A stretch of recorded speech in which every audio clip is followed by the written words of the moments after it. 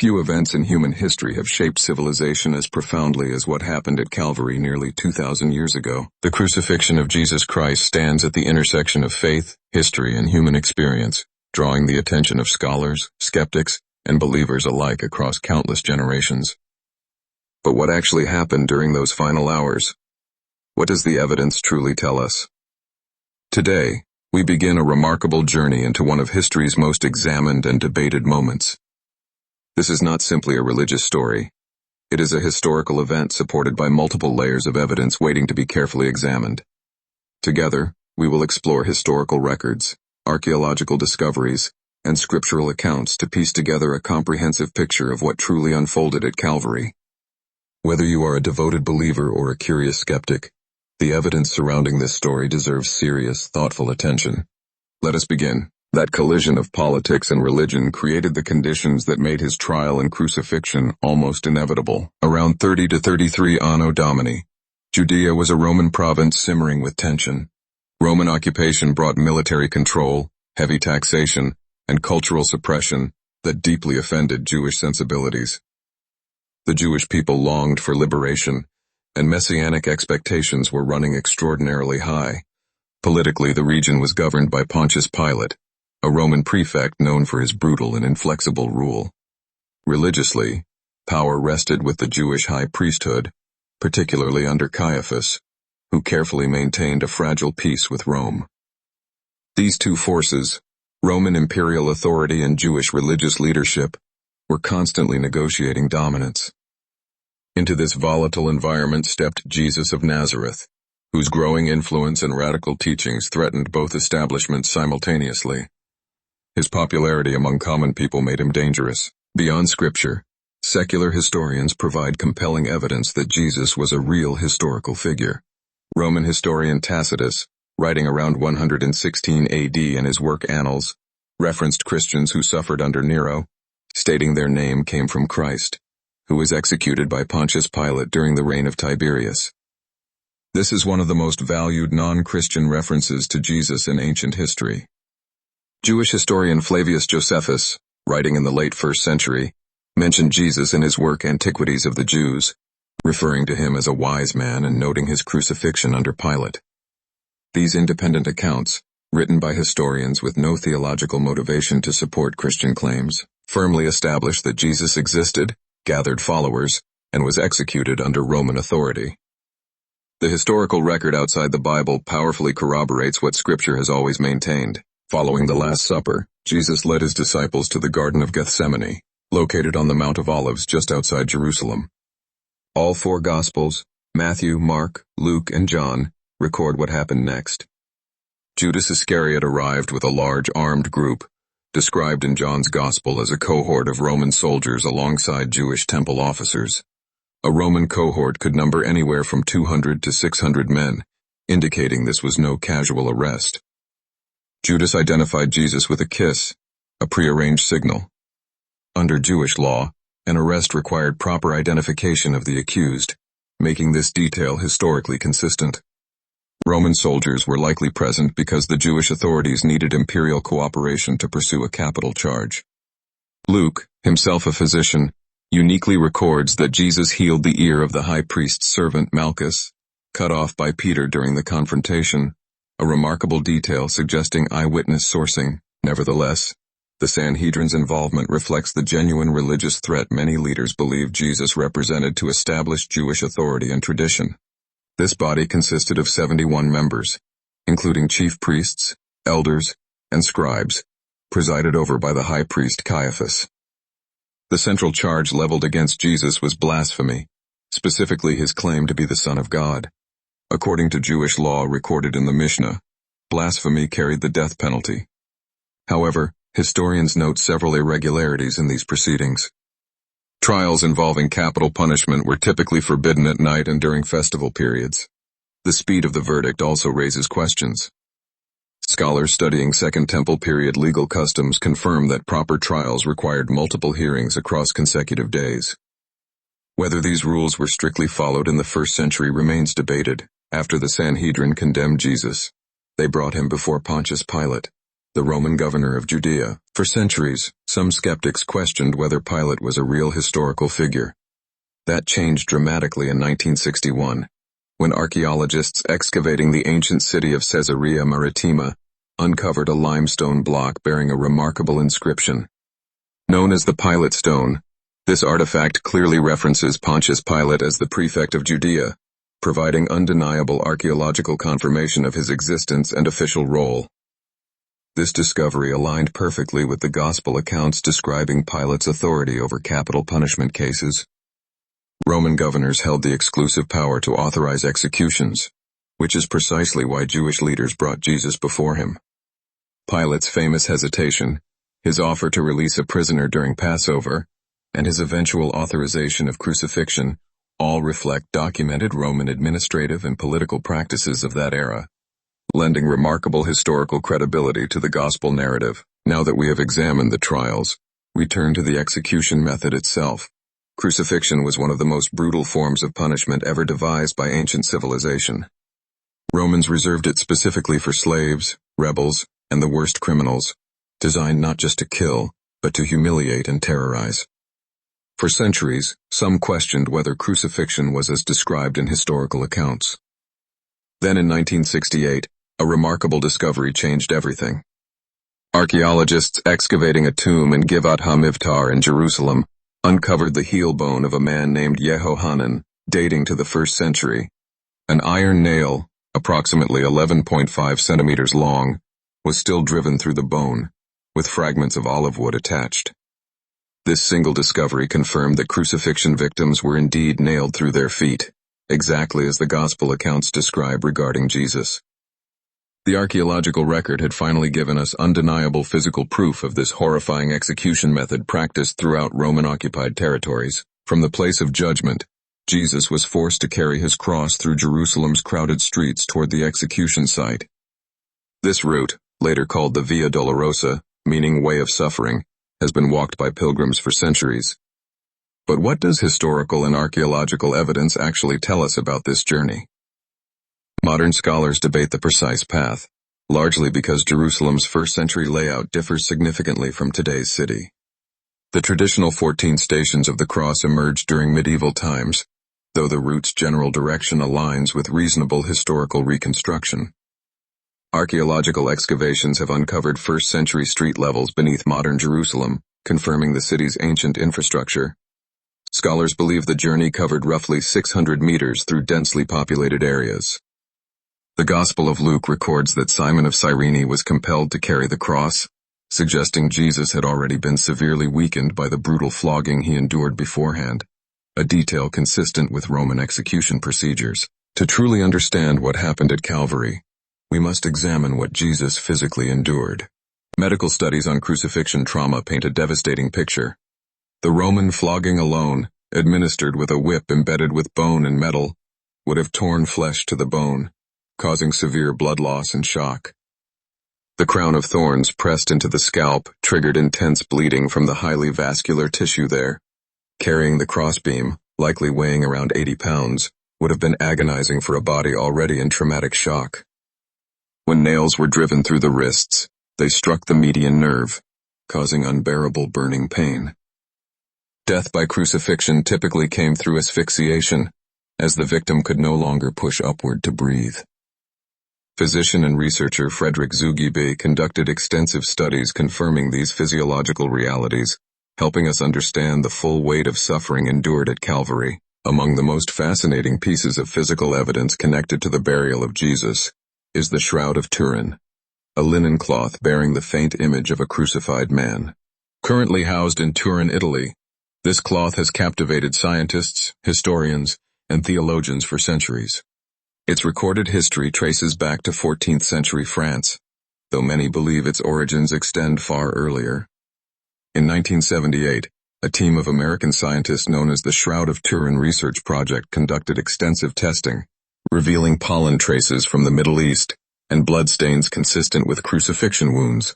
However, in 1988, radiocarbon dating suggested a medieval origin, casting serious doubt on its authenticity. Yet critics challenged that dating, citing possible contamination. Today, scholars remain deeply divided. Some view it as a genuine burial cloth, others as an elaborate medieval forgery. The debate continues. Both locations, however, point to the same extraordinary story. The Gospels describe Golgotha as a place outside the city walls, visible to passers-by, near a garden and a tomb. Two primary sites compete for this identification today. The Church of the Holy Sepulchre, located within Jerusalem's Old City, has been venerated since the 4th century when Emperor Constantine commissioned its construction after his mother Helena identified the location around 330 AD. Archaeological evidence suggests this site was indeed outside Jerusalem's walls during the 1st century, lending it significant historical credibility. The Garden Tomb, discovered in 1867 near a skull-shaped hill north of the Damascus Gate, appeals to many because of its visible rocky formation and peaceful garden setting. While it resonates emotionally with the biblical description, most archaeologists date this tomb to the Iron Age, making it less likely the actual burial site. Among the most profound moments in all of Scripture are the 7 statements Jesus spoke from the cross. These words, preserved across the 4 Gospels, have been studied, preached, and meditated upon for 2,000 years. Each statement carries extraordinary theological weight. His first words, "Father, forgive them, for they know not what they do," recorded in Luke 23 verse 34, reveal a heart of radical mercy, even in unimaginable suffering. To the repentant criminal beside him, Jesus declared, "Today you will be with me in paradise," offering salvation at the very threshold of death. To his mother Mary and the beloved disciple John, he spoke tender words of care, ensuring she would not be left alone. His cry, my God, why have you forsaken me?" echoes Psalm 22, connecting his suffering to ancient prophecy in ways that continue to captivate theologians worldwide. As Jesus breathed his last breath, the Gospel accounts describe 3 extraordinary events occurring simultaneously. The sky darkened for 3 hours, the massive temple veil tore from top to bottom, and a powerful earthquake shook Jerusalem. These were not quiet moments, they were cosmic declarations. Historians have taken these accounts seriously. Roman writer Phlegon of Tralles, writing around 137 AD, recorded an unusual solar darkness and earthquake occurring during this precise period. While skeptics suggest a solar eclipse, astronomers note that Passover falls during a full moon, making a traditional eclipse scientifically impossible. Regarding the temple veil, Jewish historian Josephus independently recorded strange occurrences at the temple around this era. The earthquake has geological support, with studies of Dead Sea sediment layers identifying seismic activity around 30 AD. Science raises questions.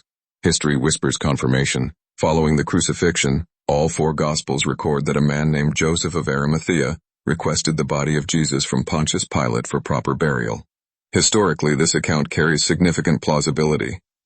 Roman law occasionally permitted family members or associates to claim crucified bodies, and Pilate's willingness aligns with documented Roman practice. Joseph's status as a wealthy council member makes his access to Pilate entirely credible. Archaeology has greatly illuminated 1st century Jewish burial customs. Wealthy families used rock-cut tombs sealed with rolling stones, precisely matching the gospel description.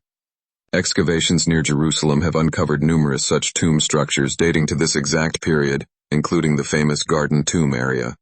Jewish law required burial before sunset, particularly during Passover, adding urgency to Joseph's actions. The detail of linen wrappings also matches archaeological findings from contemporaneous Jewish burial sites, lending the entire account remarkable historical consistency. Any subsequent discovery of an empty tomb could not be easily dismissed, because Rome itself had guaranteed its security just days before. Roman authorities took extraordinary steps to secure the tomb. According to Matthew chapter 27, the chief priests and Pharisees approached Pontius Pilate requesting a guard and an official seal be placed on the tomb. Pilate granted this request, saying, "Make it as secure as you know how." Under Roman law, breaking an imperial seal was a capital offense punishable by death.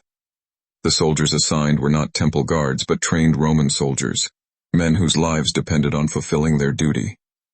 This detail is historically significant. The authorities were clearly concerned about the body disappearing.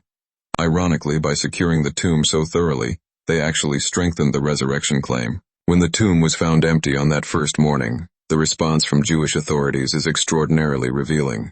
Rather than denying the empty tomb, they instead circulated a counterclaim recorded in Matthew 28 verses 12 through 15, asserting that the disciples had stolen the body while the guards slept. This reaction is historically significant. You do not invent a theft story unless something genuinely needs explaining. The tomb was undeniably empty. Both friend and foe acknowledged this undeniable reality. If the body had simply remained inside, the authorities could have produced it immediately, ending any resurrection claims permanently. Their failure to do so, combined with their decision to fabricate an alternative explanation, constitutes an unintentional admission that the tomb was genuinely vacant. Scholars across various theological backgrounds recognize this counterclaim as one of the strongest indirect evidences supporting the historical reality of the empty tomb, making it a cornerstone of resurrection investigations worldwide. Among the most compelling pieces of evidence surrounding the resurrection are the post-resurrection appearances of Jesus, recorded throughout Scripture. The Apostle Paul, writing to the Corinthians around 55 AD, references an extraordinary claim in 1 Corinthians 15 verses 3 through 8. He states that Jesus appeared to Peter, then to the 12 disciples, then to more than 500 brothers and sisters at one time, most of whom were still alive when Paul wrote those words. This is a remarkable statement because Paul was essentially inviting verification. Historians note that ancient writers rarely fabricated claims so easily challenged by living witnesses. Scholars like Gary Habermas have extensively studied these appearances, noting that Paul's letter dates within 25 years of the crucifixion, making it among the earliest historical testimony available. When evaluating ancient eyewitness accounts, historians apply criteria of multiple attestation and proximity to events, and the resurrection testimony meets both standards remarkably well. Their courage, historians argue, strongly suggests they genuinely believed they had encountered a risen Jesus. These were men who fled in terror the night Jesus was arrested. Peter denied even knowing him 3 times. They hid behind locked doors, paralyzed by fear. Yet within weeks, these same individuals were boldly proclaiming the resurrection in the very city where Jesus was executed, willing to face imprisonment, torture, and death rather than recant their testimony. Historian Michael Licona and scholar N.T. Wright both note that this kind of dramatic, sustained transformation demands serious historical explanation. Psychologists studying martyrdom behavior consistently observe that people do not willingly die for something they know to be fabricated. The disciples gained nothing materially from their claims. No single thread proves everything, but together these historical, archaeological, medical, and scriptural strands weave a remarkably coherent and compelling account of what truly happened at Calvary. Roman historians like Tacitus and Jewish scholars like Josephus confirm Jesus existed and was executed under Pontius Pilate, whose reality was cemented by the Pilate stone discovered in 1961. Archaeological finds, including Yehohanan's crucified heel bone, validated the brutal mechanics of Roman execution. Medical forensic studies revealed the devastating physical toll Jesus endured. The Shroud of Turin continues sparking serious scientific debate. Jewish burial customs align with gospel accounts, while the sealed Roman tomb adds legal weight to the empty tomb narrative. Over 500 witnesses reported resurrection appearances. Then frightened disciples became fearless martyrs, a transformation historians struggle to explain away. The story of Calvary has shaped civilizations, inspired cathedrals, fueled revolutions of compassion, and transformed countless lives across 2,000 years. No single event in human history has generated more art, literature, philosophy, or devotion than the death and resurrection of Jesus Christ. We have walked through historical records, archaeological discoveries, medical analyses, and eyewitness testimonies. Each thread, examined honestly, points toward something extraordinary that happened outside Jerusalem 2 millennia ago, but evidence alone cannot complete this journey. At some point, every person must personally reckon with the question Jesus himself once asked, "Who do you say that I am?" The weight of Calvary is not merely academic. It speaks to suffering, forgiveness, death, and hope. It invites every generation to consider whether the resurrection changes everything. Whatever your conclusion, the story demands your honest reflection. History rarely offers us something this significant. Consider it carefully.